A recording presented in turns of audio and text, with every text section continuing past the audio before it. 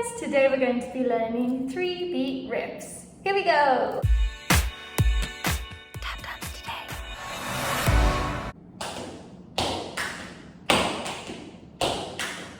Let me break that down for you. You're going to start by just scuffing the toe of your tap, followed by a heel. Heel. So, toe, heel. Then you're going to put your toe down. That's it. 3 movements. Brush, heel, toe. Good. Then you're going to do it on the left foot. Brush, heel, toe. Wonderful. Okay. Let's do those coming forwards. Starting on the right foot.